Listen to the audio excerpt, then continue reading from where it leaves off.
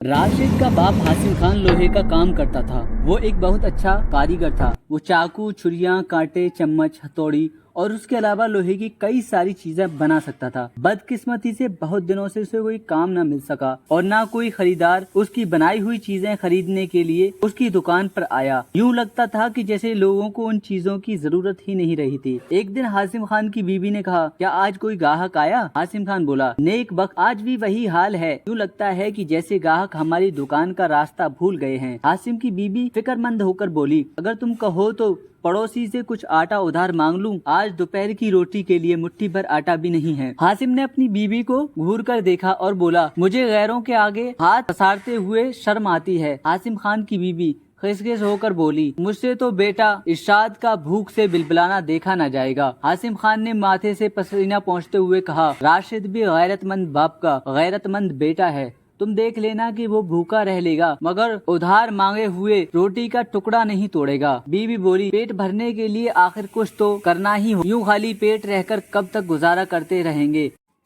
हासिम बोला कि तुम इरशाद को जंगल में भेजकर जुलाई, बथुआ और रसभरियां मंगवा लो। रात तो गुजर जाएगी, अल्लाह चाहेगा तो कल कोई ना कोई ग्राहक जरूर आएगा। राशिद बहुत ही नेक और फरमाबरदार लड़का था। वो घर की हालात से वाकिफ था। जब उसकी जुलाई लाने के लिए कहा तो वो खुश दिली से बोला, अम्मी जान, जुलाई का साग मुझे बहुत बेहद पसंद है। आप मुझे टोकरी दीजिए, मैं अभी कुछ देर में साग ले आता हूँ। राशिद टोकरी लेकर जंगल में चला। वो सोचने लगा कि मैं बहुत छोटा सा हूँ, मैं अपने अब्बू जान का हाथ बटाने के लिए क्या काम कर सकता हूँ। ना रेलगाड़ी का ड्राइवर बन सकता हूँ और ना किसी का कंडक्टर बन सकता हूँ। मुझसे तो मजदूरी भी नहीं हो सकेगी। वो जुलाई और बथुए की तलाश में बहुत देर तक इधर उधर घूमता रहा, लेकिन उसे कुछ ना मिल सका। कुछ जंगली बेर और कच्ची रसभरियां मिली, लेकिन वो भूखा था और बहुत देर तक इधर उधर मारे मारे फिरने से उसकी भूख चमक गई थी। इसलिए वो जंगल बेर और रसभरियां खुद ही खा गया। उसकी तलाश का सिलसिला दोबारा शुरू हो गया। घने दरख्तों के दरमियान से एक तंग रास्ता गुजर रहा था। राशिद ने सोचा कि ये रास्ता जरूर किसी खुले मैदान में निकलता है, जहाँ जंगली बेर और रसभरियां भी खूब होंगी और जुलाई और बथुए का साग भी मिलेगा। वो उस रास्ते पर चलता रहा। कुछ देर के बाद वो एक खुले मैदान में जा पहुंचा। उसने वहाँ एक अजीब ही मंजर देखा। उसने देखा कि 10-12 बौने दायरे की शक्ल में एक जगह बैठे हैं। हर बौने के बहुत तमीज और सलीके से बैठा हुआ था और टोकरी खुलने का इंतजार कर रहा था। एक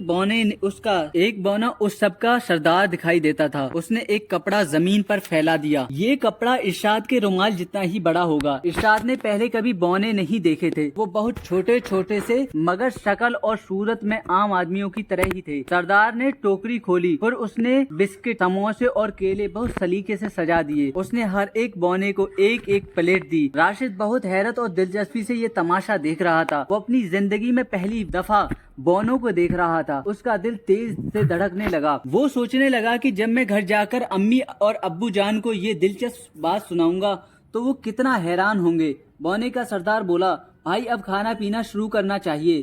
प्यास के मारे मेरा हलक के कांटे चुभ रहे हैं। भाई मैं तो सबसे पहले लेमन पीऊंगा।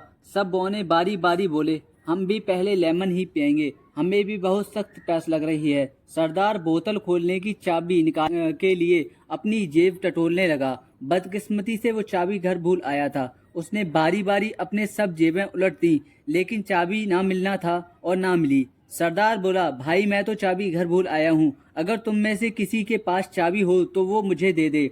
बारी बारी हर बौने ने अपनी जेबें टटोली, लेकिन कोई बौना भी चाबी नहीं लाया था। शायद हर बौने को ये भरोसा था कि उसका साथी चाबी जरूर लाएगा और वो भी उसी से अपना काम चलाएगा। सब बौने मायूस होकर चिल्लाने लगे, हमारे अल्लाह, अब हम क्या करें? हमें बहुत जोर की प्यास लगी है। लेमन की बोतलें तो हमारे पास हैं, लेकिन हम उन्हें खोल नहीं सकते। ये सब बौने बहुत छोटे छोटे से तो थे ही। उस जरा सी बात पर वो घबरा गए और फूट फूट कर रोने लगे। उनके फूल की पंखुड़ियों जितने रोमाल आंसुओं से भीग गए। रोता हुआ देखकर राशिद को बहुत तरस आया। वो दरख्तों की ओट से बाहर निकला और उनके सामने आकर बोला, मेरे नन्हे मुन्ने दोस्तों, मुझे देखकर परेशान मत होना, मैं किसी को तकलीफ नहीं पहुंचाऊंगा। जब राशिद ने बोलना शुरू किया तो बौने खौफ से उछल पड़े, लेकिन उसका भोला मासूम चेहरा देखकर वो मुतमईन हो गए। उसकी नर्म और मोहब्बत भरी आवाज सुनकर वो उसके गिर्द इकट्ठे हो गए और उनकी बातें गौर से सुनने लगे। राशिद बोला, मैं तुम्हारे तुम्हारी मदद करना चाहता हूँ। अगर तुम पसंद करो तो मैं घर जाकर अपने अब्बू जान से तुम्हारे लिए बोतल खोलने की चाबी बनवा लाऊं। ये इतनी छोटी सी होगी कि तुम आसानी से अपनी बोतल का ढक्कन खोल सकोगे। सरदार बोला, नेक दिल लड़के, तुम बहुत अच्छे हो, मेहरबानी करके हमारे लिए एक चाबी जरूर ला कर दें। राशिद ने टोकरी वहीं छोड़ी और वो तेजी से दौड़ता हुआ घर पहुंचा। दोस्तों, क्या आपको लगता है कि राशिद उन बॉनों के लिए चाबी लेकर आ पाएगा?